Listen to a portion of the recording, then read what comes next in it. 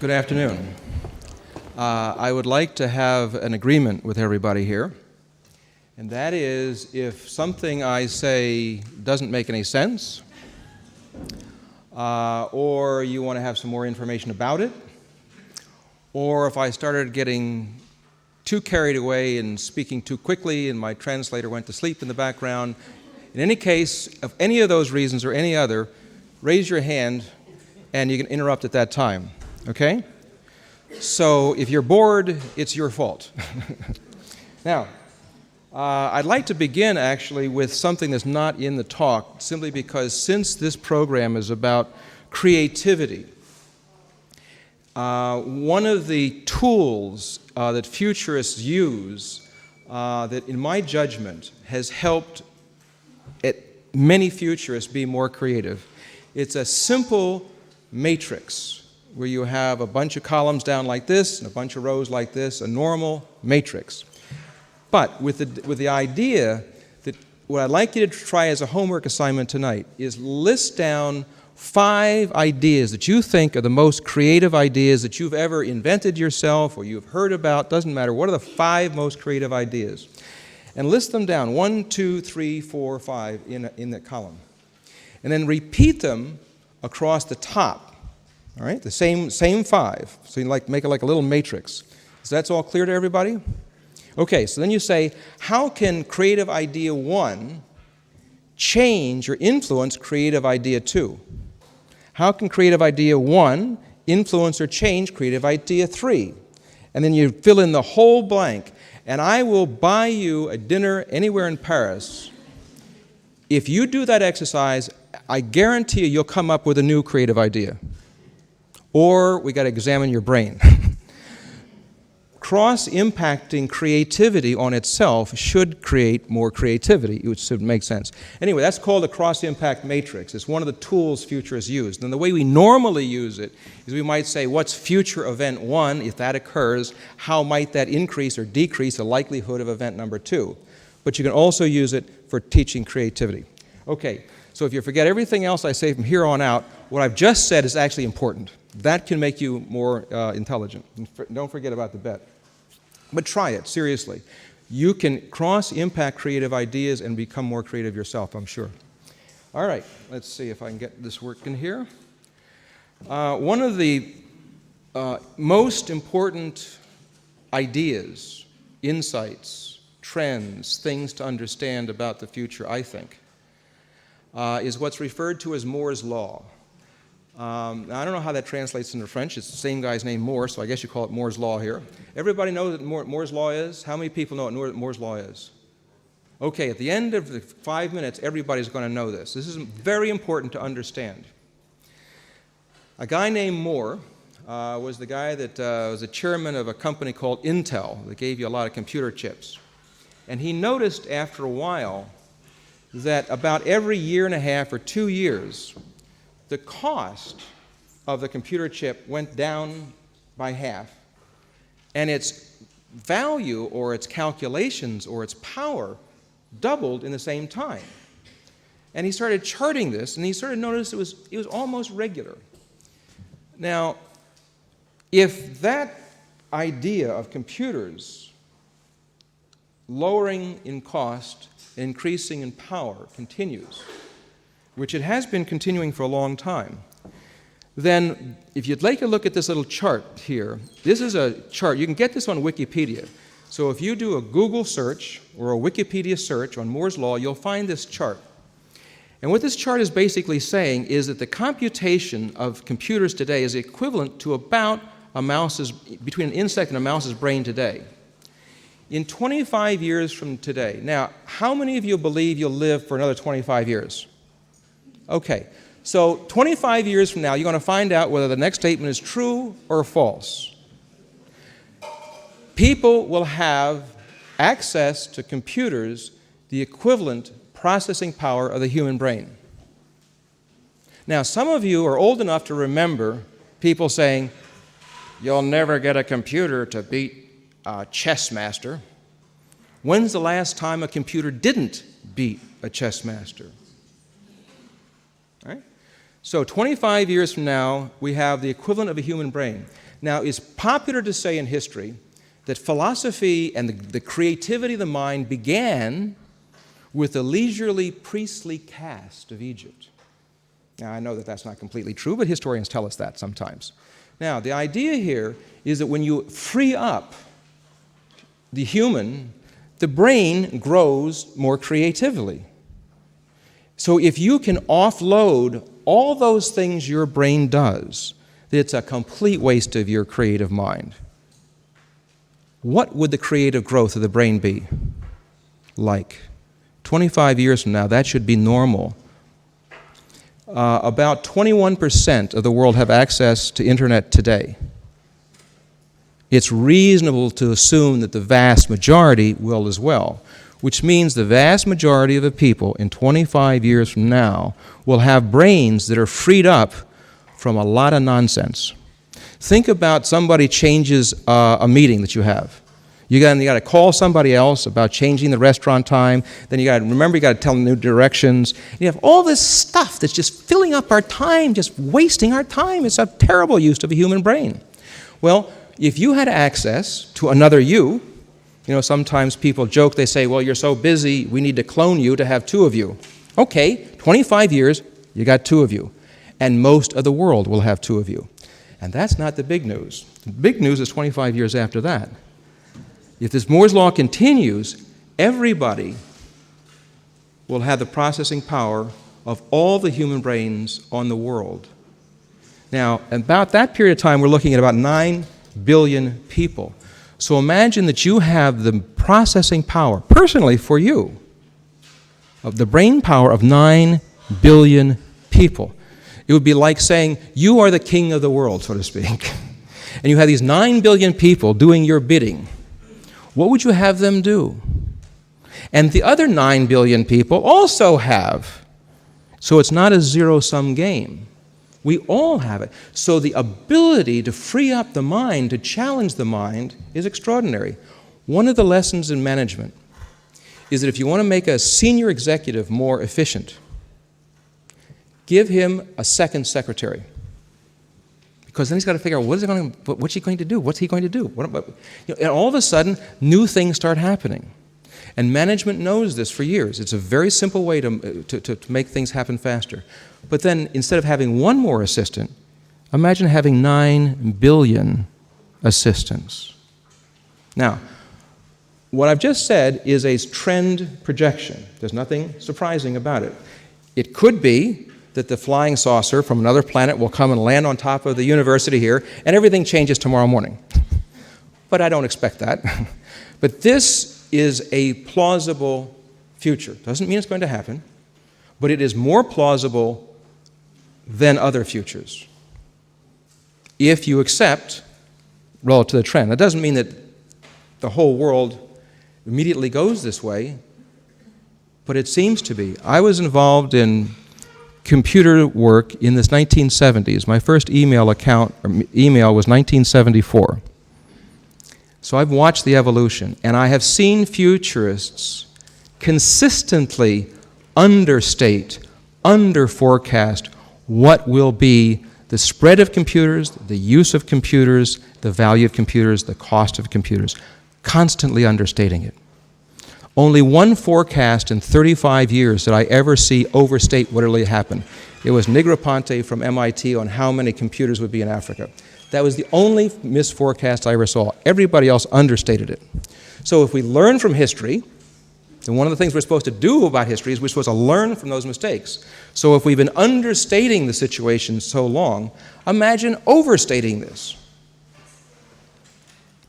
Okay, so one of the things that education might be about is how do we use brain power equivalent to our own. I don't know any university that is teaching that today. If you had a brain processing power equivalent to your own, what would you offload and how would you program it and how would you work with that? Okay, I belabored this one long enough. Oops. Why is this not going? Well, you see, I need that extra brain power right now.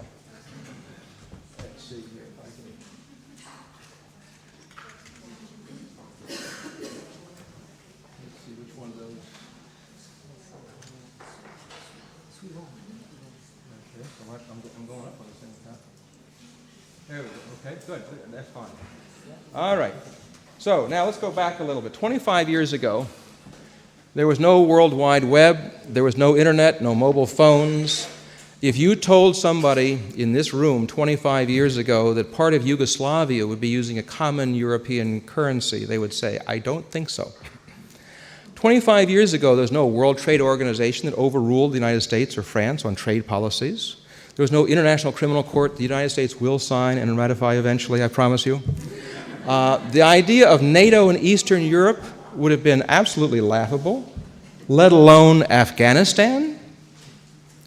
And who would have believed that just 25 years ago, a new disease would be wiping out the management class of an entire continent, AIDS in Africa? Those who work in Africa know that if you want to train a senior manager, you got to train 5 to make sure they're there in 5 years from now. The management class is being wiped out quietly in Africa because they associate power with the number of women that you're with, which means a lot of the management class has got AIDS. Who would have believed 25 years ago we would be talking about genetically modified food? Asymmetrical warfare was only a story in the Bible of David and Goliath. So who would believe that a small group of people would be taking the major countries to the world, changing their rules, changing all their trade policies, changing all kinds of airport security? Small group of people. David and Goliath, that's the story today. But what did we believe 25 years ago? We'd blow up in World War III. Right? Most people, like 25 years ago, if I gave this talk to this audience, a similar one, if I said, do you think we will blow up in World War III, half the hands would always go up. Which means the unconscious mind of civilization did not believe in a future. And we all know the role of the unconscious mind is sort of important in creativity. So if the unconscious mind says, why take the future seriously, we're going to get blowing up, we've basically wiped out the unconscious mind of an entire generation. But we got by it, and now we got asymmetrical warfare. People didn't believe it. Okay, so my point here is the future is going to be more than most people think. One of the rules, I would say, if you can have a rule about the future, one rule is whatever you look at in the future, imagine it being more complex than you think is possible, and then make it more complex. And you're going to get closer to the truth. Because let's say if you have, sometimes you'll see 2 contradictory trends. For example, if you go back to futurist literature, not my writing, but some others, would say back in the 70s that the transportation industries of the world and the communications industries of the world were going to be in ultimate competition. So these were diametrically opposed trends. No, they merge. So now you have communications in your car. You got mobile cell phones, all that. So there's a lesson here. The lesson is that contradictions sometimes figure out how, like yin-yang, how to make a harmony. And that drives the complexity. Because you have some people that like A, and you have some people that like B. And A is not going away, and B is not going away. They're both going to be in the future. So the system becomes more complex to accommodate it. Now humanity is hooking up with internet, so we're going to even be more complex, because the more accommodations we do, the more complex the systems we have. So education for understanding complexity is important. And this idea, maybe not so much in France, but in my country, we have an expression called dumbing down. Dumbing down. Don't push the students too hard. Push the students hard. It's a complex future. That, as best as I can tell you, is a fact. We're going to be making a living out of our creative brains far more in the future than the past. So we're just going to have to fess up. We're going to have to learn how to learn about complexity. Now, we've got this tremendous computer aid going with us, so we're not alone with our little old brain. So anyway, 25 years ago, the factors that have speeded up all this change themselves are accelerating. So the next 25 years should make the last 25 years look slow. Either the rate of change is accelerating or it's not accelerating. Everybody I know says the rate of change is accelerating. Well, if it is accelerating, then consider the volume of change in the last 25 years. And what you'll hear most people talk about is the next 25 years is as if it's the same volume of change. But that's assuming there's no change to the exchange rate. But there is. Now, some people talk about something called a singularity. How many have heard about what's called a singularity? Okay, a couple. Now you'll all know about singularity. Singularity is a term that comes out of astronomy. The idea is when you have a black hole, everything is pulling in so much that even light is pulled in so you can't see it. That's why it's called a black hole, even though if you were there, it'd be very bright. But in any case, from our point of view, it's black. Now, there's an edge around the black hole, outer edge, called an event horizon. If you go a little bit too much in, you're gone. So the future star maps, this is a statement 1,000 years from today. 1,000 years from today, our transportation system will be black holes. We'll be moving around black holes, accelerating, like we do with planets. You know, we whip around planets to move our stuff. We'll move around black holes in the future. But if you get too close, you pass this event horizon, and then you go into a singularity. Everything pulls in, all right? So the idea is you can't see beyond this horizon. There's no way to know what's coming up. So the idea of a singularity is, if you take that Moore's law, remember that not only are computers connected to Moore's law, anything that's connected to computers is connected to Moore's law. So medicine speeds up, aviation speeds up, architecture speeds up. Everything connected to computers can speed up. And then we take that little cross-impact matrix in the very beginning, all these things are interconnected. They affect each other. So some people say that the acceleration will be so much that we can't see beyond that 25-year horizon. They call it a singularity. There's a book called The Singularity is Near. Not a bad book. I know the author, so I got away with not reading it, because I know what he thinks.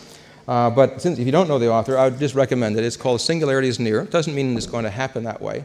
My guess is, like any horizon, as you get closer to the horizon, you see new horizon. So it just keeps on going. And the human will probably learn how to adapt. I was an experimenter with the National Science Foundation on computer communications back in the 70s, when we were experimenting with what's now called live chatting. And you could interconnect with more than one person at a time, interacting very fast. And when you do 4 or 5 people, it gets confusing.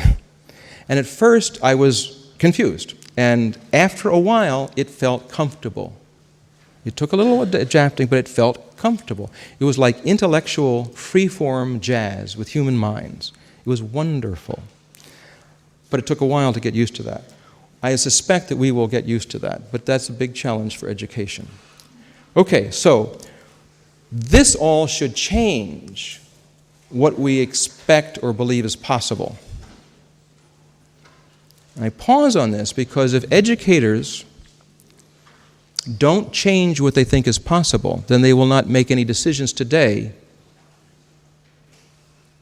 to anticipate what's possible within the next few years. You may have heard the expression that email could have been around in the 70s. It was around in the 70s and I used it. So these things are around. I mean, you have many children today accelerating their learning by going on internet, finding programs, teaching themselves. You know, the MIT's got courses that you can register for. You can't get credit because you got to pay for that. But you can get an MIT education today if you want to, free of charge. Not that many people are taking advantage of it, but it's there as a possibility. So the idea of accelerated learning should become normal, but it depends on what the acceleration is. All right? All of us are good at something, so why should we, on, let's say, grade number 5, stop the reading, the mathematics, the geography, whatever we're learning, say, okay, you've mastered all those. Well, why should you stop? Why can't you go as fast as you want to in any of those categories? The systems that are in place today allow us to do that. But the educators have not encouraged that around the world as a generalization.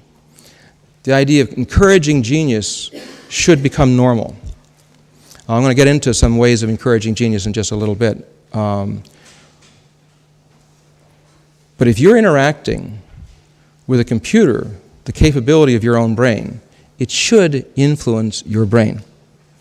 It should make you more intelligent, one would think. Okay, so I did it again. I'm not learning. No, I'm learning to use this man. Okay. got to get this thing back up here again. You gotta go up to the top scoop.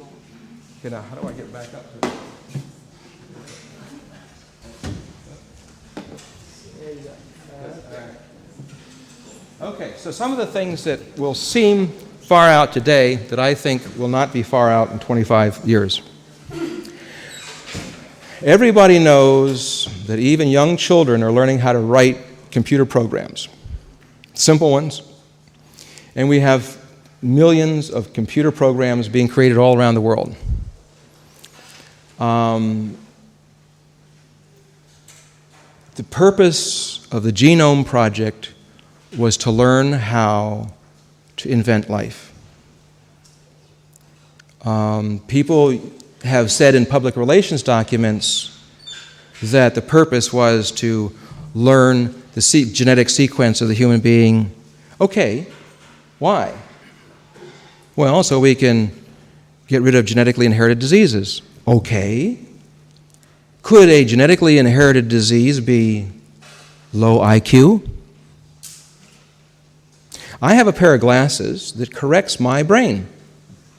Right? I've altered my consciousness by putting on my glasses. I was not genetically endowed with perfect vision. And I am not embarrassed about that because society says, okay, you put your glasses on. So what happens if we say, okay, we do the same thing with the rest of the brain processing? We figure out how to make the whole brain better. Huh?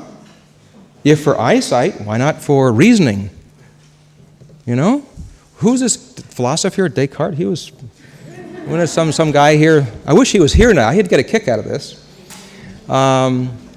Okay, so we will be able to write genetic codes like we write computer code. And to create, not software, but to create life forms. This is a very big thing that we've got to, as a family, human beings, got to think together. Because if you thought there was controversy over genetic engineering of foods, you ain't seen nothing yet when people can create life forms in their living room. We can talk about that some more, but this is a very big deal. Another big deal is cyberspace will become more real than this stuff.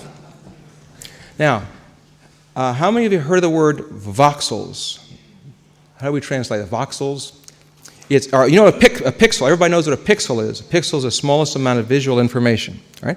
A voxel is the same thing, but for three-dimensional. So you can take a voxel and you can rotate it red, green. You can change the colors. You can rotate it this way, and you can change reflection or non-reflection. Do it the other way, and it's more dark of that color or light of that color. So the visual excitement and precision that you'll be able to make in virtual reality programming, not like we have today, because virtual reality programming today is pixels. We're using two-dimensional things in a three-dimensional simulation, right? I'm talking about a three-dimensional simulation in a three-dimensional programming style. Now, that's been around actually for about 15 or 20 years. It's just extremely expensive, very expensive. Eventually, the price will come down. And when it does, and you'll be able to have many different interfaces for virtual realities, those virtual realities will be visually more exciting than me standing up here in a microphone in a three-dimensional environment. In fact, I would suspect that in 25 years from now, having one focus at a time would be limiting. You heard this expression, multitasking, right? You know, you're on the treadmill exercising and you're listening to education. You're doing two things. Okay, but what happens if you had 4 virtual realities that you're interacting with on your glasses, or your charge-coupled devices on your simulated computer on your glasses, or on your lens of your eye, so that you're porting from one virtual reality to another? Right now, you can do a virtual reality game, but you can't take your avatar and go to other games. I just talked with some Koreans last month, and we're going to work this out, how to port. So you'll have a universal avatar, and you'll be able to move around different virtual realities, and we'll see who gets that one first. But in any case, we'll start living in such worlds. Now, one of the things that guys like Descartes and other people talked about is the problem of solipsism.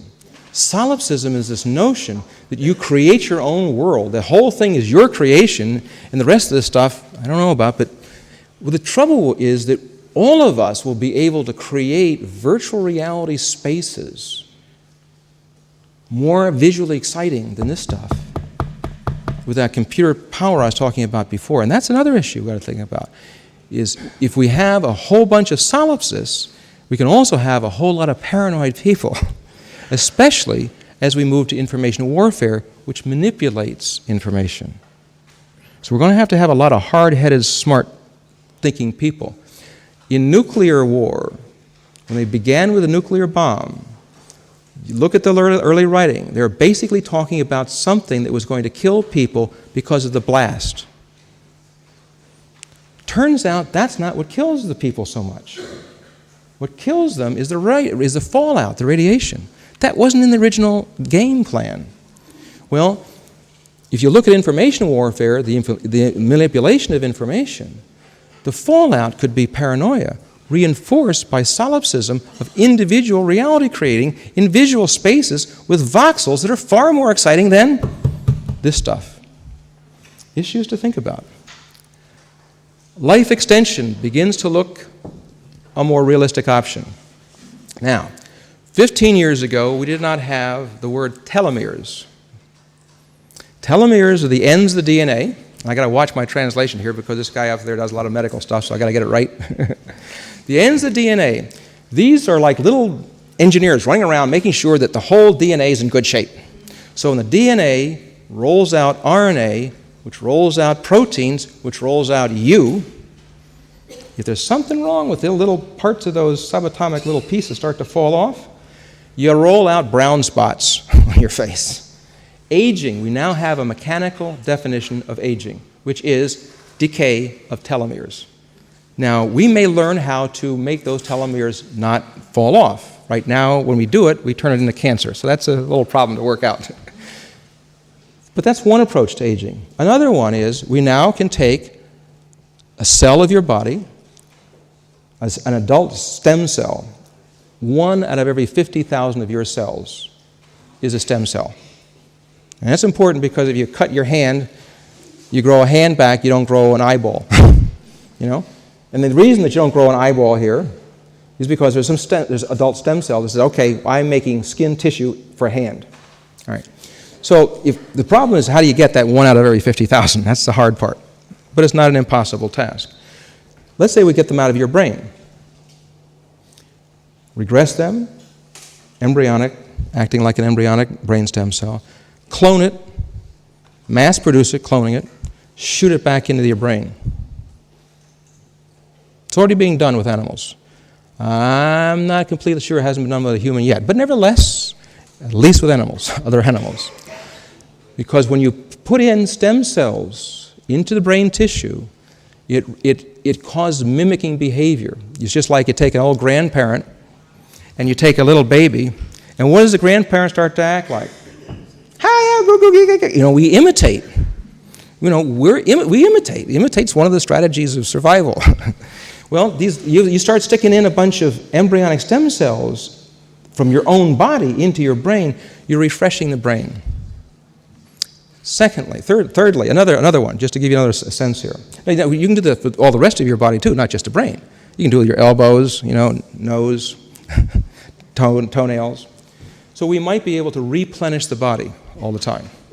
That's not impossible. What I'm saying is not scientifically impossible. All right? Now, another one, which is part of the Education 2030 part, which was not rated high, I like it the best, but was not rated as high as the other ones, was going back to that point I said before about writing genetic code to create new life forms. Right? Imagine that you could write a genetic code for a little microbe that would enter your brain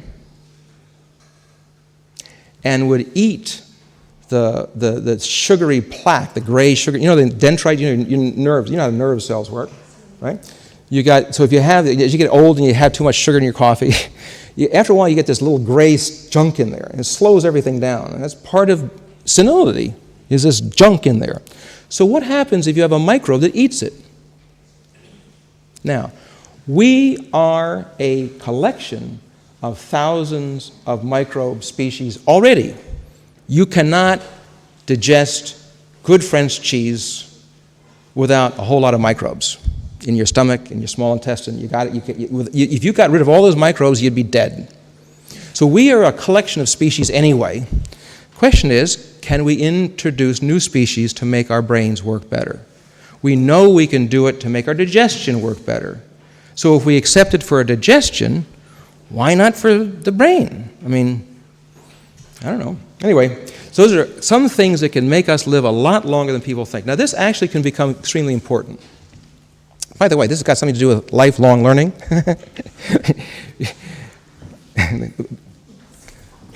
If you take UN forecasts on population, and imagine a bell curve. You got your 6.6 billion people today on the planet, moves up to about 9 billion or a little bit over 9 billion around the middle of the century, around 2050 or so. And then, if the present demographic trends continue, it falls off to about 5.5 billion. Drops in 50 years from about 9.5 billion or so down to 5.5 billion. That's a drop of 4 billion people in 50 years. Now, I'm not saying that's going to happen, but I am saying that's the current analysis. Now, how are you going to run a world if the vast majority of everybody is on pension plans and in hospital stays? It can't work. You know, Europe is already having problems today. And you still do not have that many aging people. But 50 years from now, it starts to change, and then it really changes drastically in 2100. Now, I suspect that these trends that I talked about on longevity will come into play and will be extremely important, unless the fertility rates turn around. Russia did make some changes last year. Their fertility, they made a lot, you know, they have a deal in Russia, you can go home and mess around legally, so you can have some babies. I forgot the phrase, but it's a cute phrase, you know, go home and mess around. But it had some impact. Now, maybe the rest of the world will do this too, I don't know. But if the fertility rates don't change, then those forecasts are very plausible, unless people live a lot longer. If people do not live longer and healthier, I'm not talking about being 300 years old and being decrepit. I'm talking about if I live another 200 years, if I do, I suspect I'll be physically more fit in 200 years than I am today. Because I'm not going to live another 200 years. As a basket case, I'll be dead. So anything that can get me to get to 200, those scientific advances progress every year. The understanding progresses all the time. So if I get another 200 years, I suspect I'm going to be a good Olympic athlete and a lot smarter than I am today, I suspect.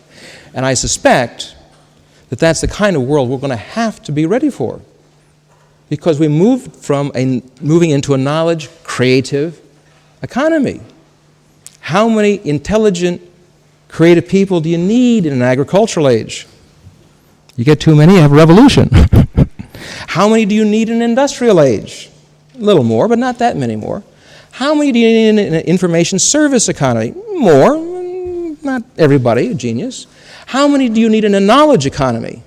Everybody. You want to have everybody knowledgeable, ingenious, creative, the whole system. That's a much different world.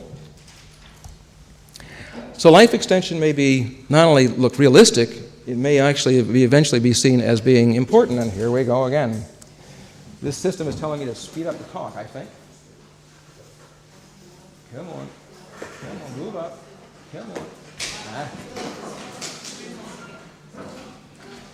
There we go. Okay, human intelligence becomes, so human intelligence becomes a competitive advantage in the global knowledge economy. That, I think, should not be a surprise to this group. And the trends of nanotechnology, biotechnology, information technology, and cognitive science will merge into new capacities that are hard to describe because the vocabulary is not there yet.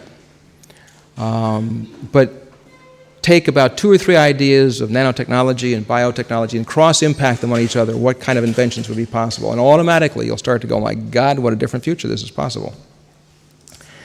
Oh, come on. There's got to be another way of doing this. We can't be doing this the whole time. Why does it keep doing that?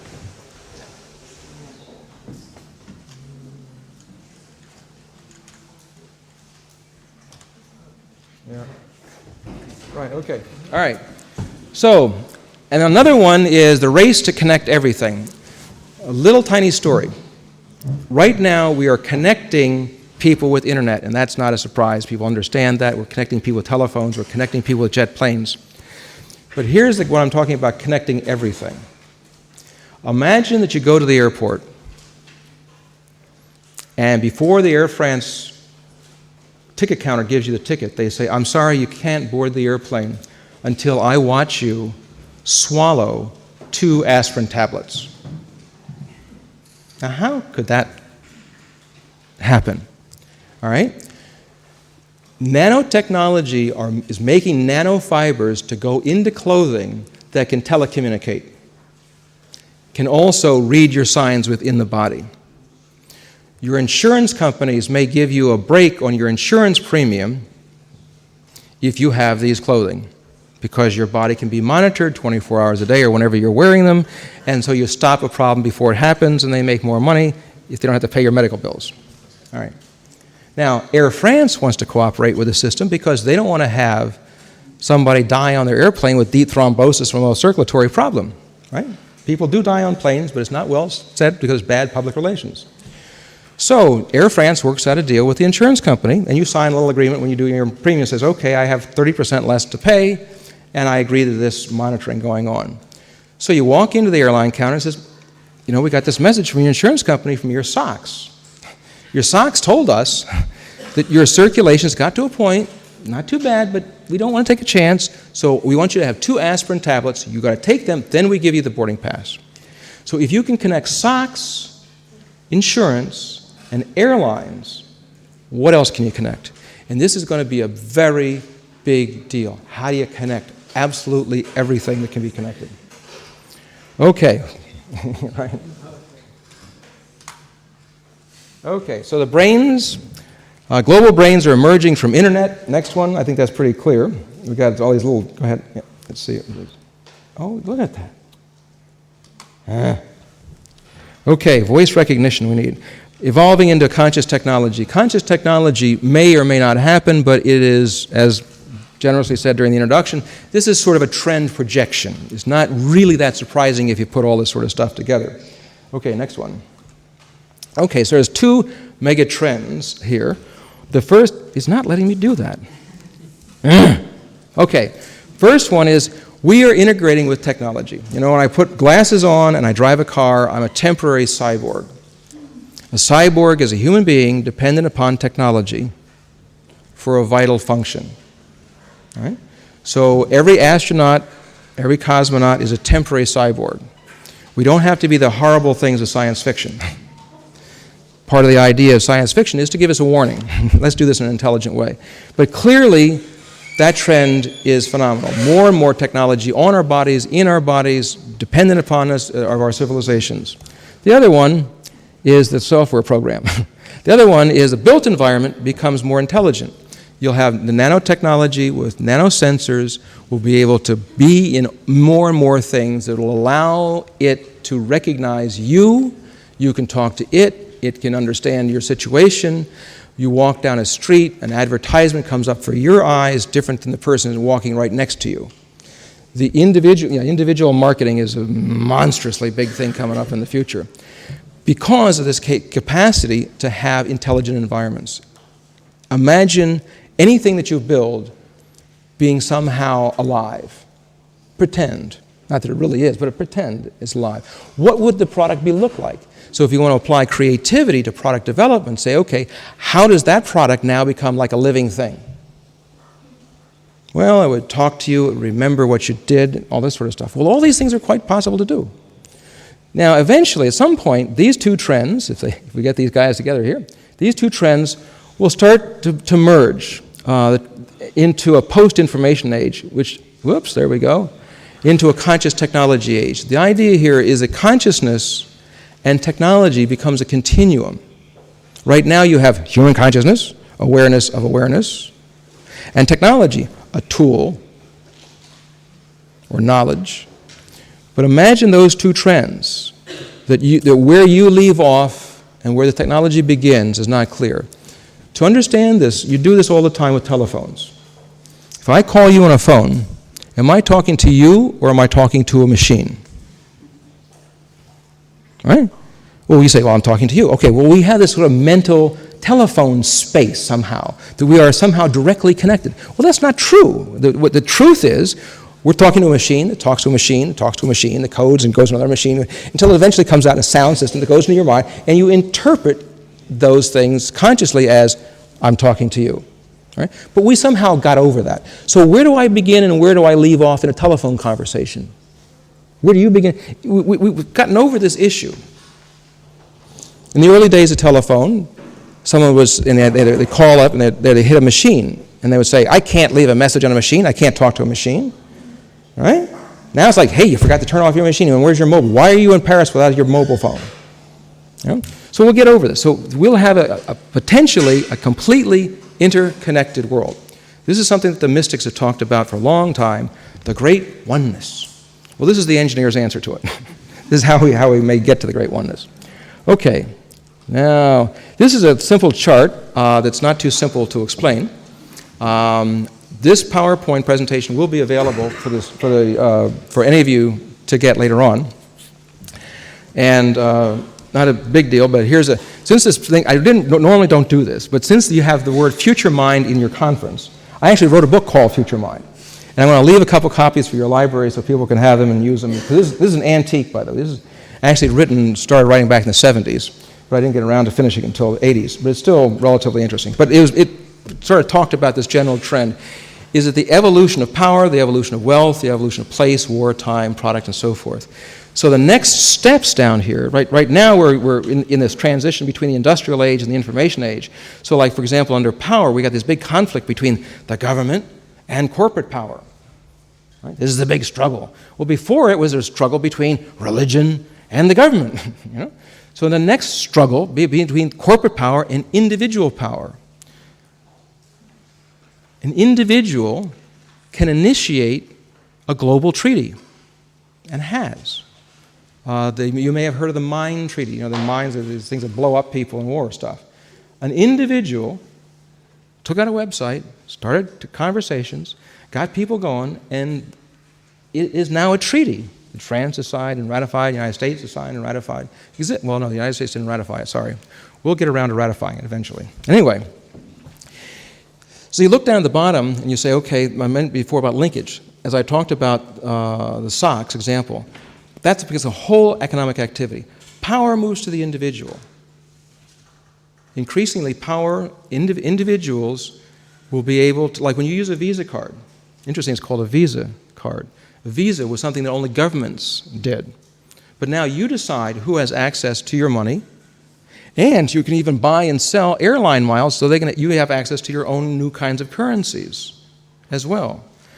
Unfortunately, it also gets down to war stuff. An individual may be able to manufacture a weapon of mass destruction. This is a serious issue. We've got to deal with this one. We didn't beat World War III by saying it's so horrible we can't think about it. A lot of serious thought was given to how do we prevent thermonuclear war. And so far so good. Right? We're going to have to do the same thing with individuals of mass destruction because, as I mentioned, the computer power will move to an individual who will be able to manufacture microbes to have different kinds of medical properties I don't want to describe. But those medical properties can be put in airports and you can let the imagination go. So in the past, only governments made war, but now we're getting to corporate wars and then individual ones. And that's something we've got to wrap our mind around to figure out how we prevent that, just like we wrapped our mind around preventing World War III. We've got a new job ahead of us on that one. It's a serious issue. Anyway, I don't want to belabor this too much, but that's a little chart you can think through. Let's see. Okay, so 25 years from now, with all this sort of change going on, what will we imagine next? What will a conference like this, we've got cite some results of the study. Okay. By the way, behind those eyes, is that a human or a machine?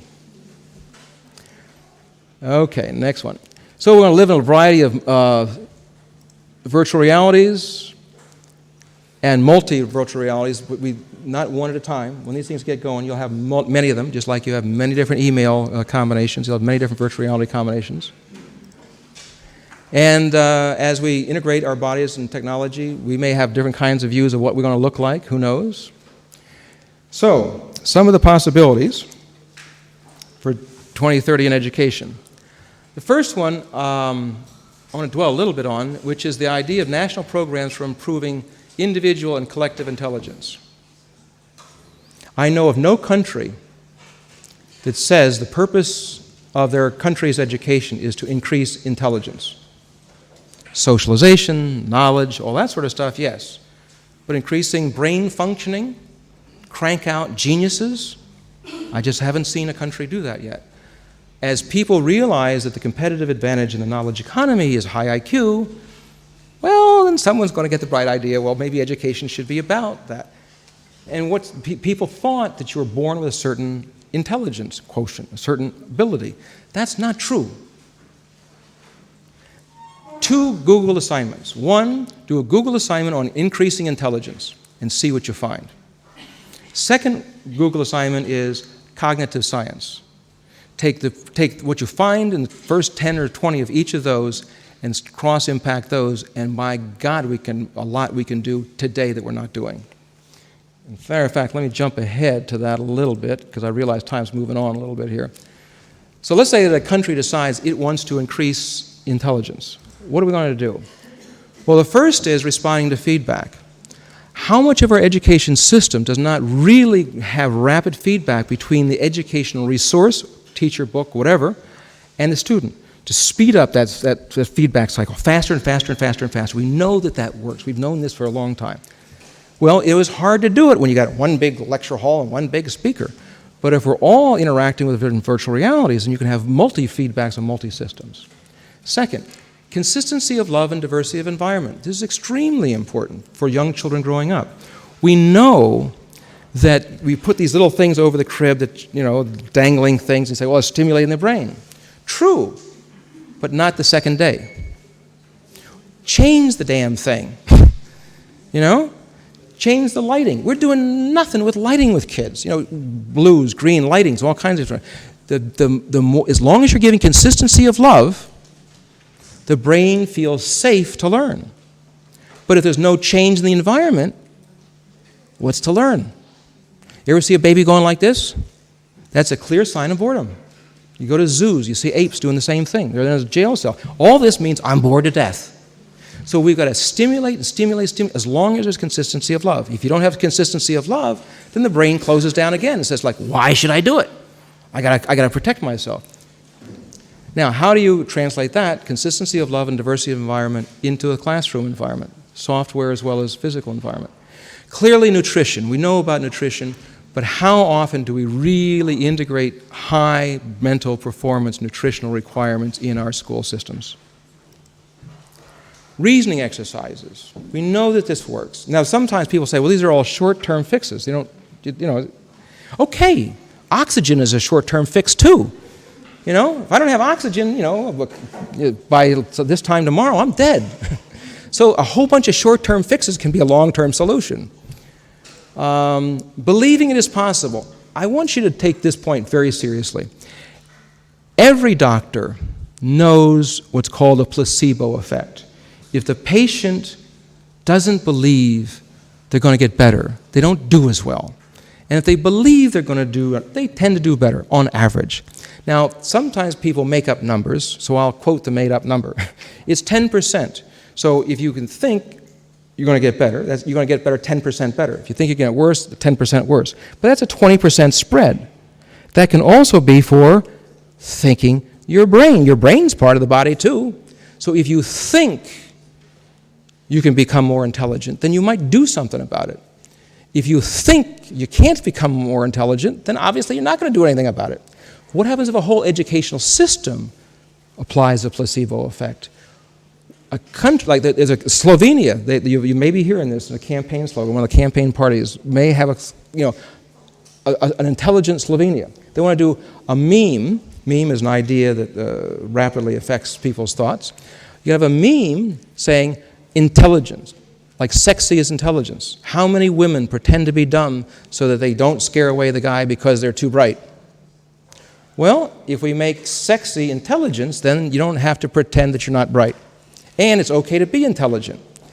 And one of the ways that we've played with this is video games.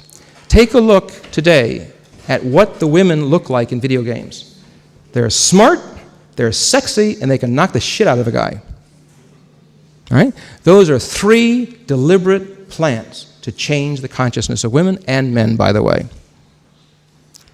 Could we do similar things for making the brain work? So believing it's possible is an extremely important part of the overall game as well.